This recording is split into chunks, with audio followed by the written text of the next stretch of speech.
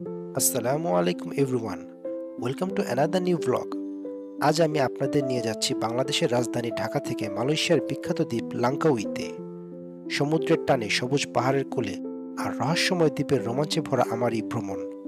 প্রথম দিনেই আমরা দেখাবো চেনাং ভিউ হোটেল, চেনাং সমুদ্র সৈকতের সূর্যাস্ত এবং মজার কিছু খাবার। চলুন একসাথে এই অসাধারণ যাত্রা শুরু করা যাক। ভ্রমণের শুরুটা একটি স্পেশাল। ইমিগ্রেশন শেষ করে এয়ারপোর্টের এমটিবি এয়ার লাউঞ্জে চলে আসলাম। এই লাউঞ্জে অনেক ধরনের খাবার আছে, আর আজকে শুক্রবার হওয়ায় খাবারের মেনুটা একটু রিচ।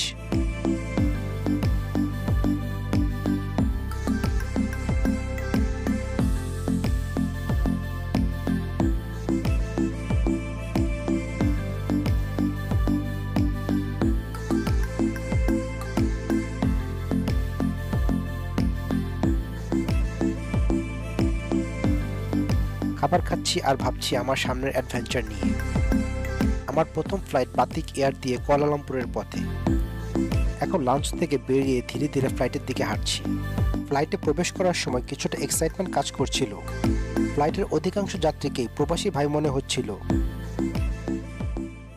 কুয়ালালামপুর বিমানবন্দরের প্রথম ঝলক দেখে বেশ ভালো লাগলো। বিশাল আর অত্যাধুনিক।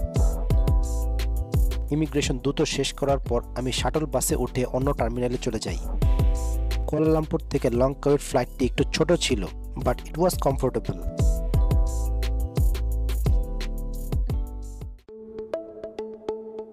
জানলা দিয়ে উড়ে চলার সময় নিচের আকাশ আর সমুদ্রের সৌন্দর্য চোখে পড়ল।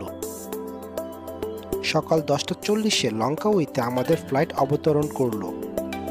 ছোট এয়ারপোর্টের চারপাশে সবুজ আর পাহাড়ের দৃশ্য সত্যিই মুগ্ধকর। প্লেন থেকে নেমে ধীরে ধীরে হেঁটে টার্মিনালের ভিতরের দিকে যাই। যেহেতু কুয়ালালামপুর এয়ারপোর্টে সময় খুব কম ছিল, তাই সেখান থেকে মালয়েশিয়ান কারেন্সি ওঠানো সম্ভব হয়নি। তাই আমার ইবিএল ডেবিট কার্ড ব্যবহার করে লাঙ্কাউই এয়ারপোর্টের এটিএম মেশিন থেকে ক্যাশ উইথড্র করলাম। তারপর এয়ারপোর্টের ফ্রি ওয়াইফাই ব্যবহার করে দ্রুত গ্র্যাব বুক করলাম। হোটেলের কাছে রাস্তার পাশে একটি নারিকেলের মিল্কশেক খেলাম। ইট ওয়াজ ভেরি রিফ্রেশিং। এরপর চেনাং ভিউ হোটেলে পৌঁছলাম। এটি একটি বাজেট হোটেল। হোটেলের এন্ট্রান্স ছিল সাধারণ। এই রুমে এক রাতের জন্য আমার খরচ হয়েছিল 2400 টাকার মতন।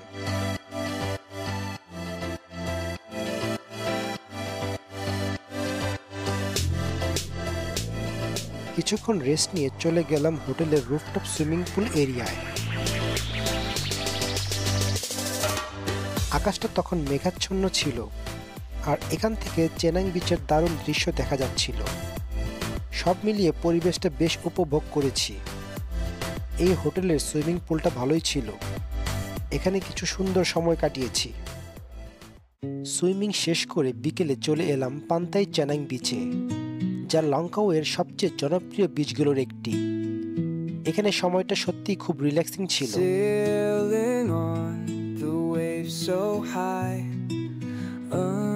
Underneath a painted sky, we're chasing dreams that never die. In the glow of sunset side. সূর্যটা যখন সাগরের জলে মিশে যাচ্ছিল, সেই দৃশ্যটা অসাধারণ ছিল। পুরো পরিবেশটাকে যেন এক অন্য রূপ দিয়েছিল। Warm winds whisper tales untold.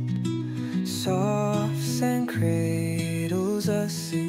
সমুদ্রের পানিতে পা ভিজিয়ে আর কিছু ছবি তুলে এই মুহূর্তগুলোকে স্মৃতি করে রাখার চেষ্টা করেছি।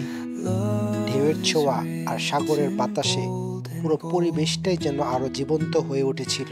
Dancing shadows on the breeze. বিচের পর এসে হাজির হলাম চেনাং নাইট মার্কেটে। টুরিস্টদের বিচ এরিয়াতে বেড়াতে গেলে যা যা প্রয়োজন প্রায় সবই এখানে পাওয়া যায়। এখানে বিভিন্ন ডিউটি ফ্রি শপ আছে, যেখানে কিছুটা কম দামে চকলেট সহ আরো অনেক কিছু কিনতে পারবেন। রাস্তা দিয়ে হাঁটতে হাঁটতে দেখি একটি গ্রুপ রোবটের মতো গেটআপ নিয়ে পারফর্ম করছে। এটি বেশ ইন্টারেস্টিং ছিল।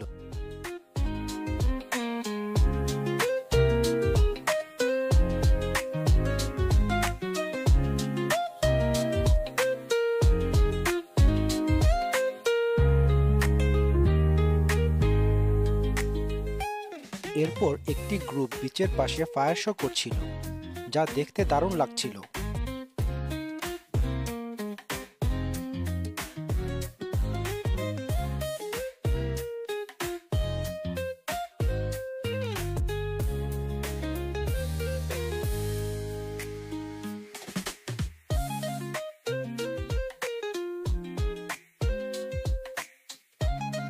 এরপর রাতের দিকে কিছুক্ষণ চেনেঙের রাস্তায় হাঁটলাম, আশেপাশের এলাকা এক্সপ্লোর করলাম। পরে একটি রেস্টুরেন্টে মালয়েশিয়ান একটি সেট মেনু ট্রাই করি, তবে এর টেস্ট আমার কাছে ভালো লাগেনি।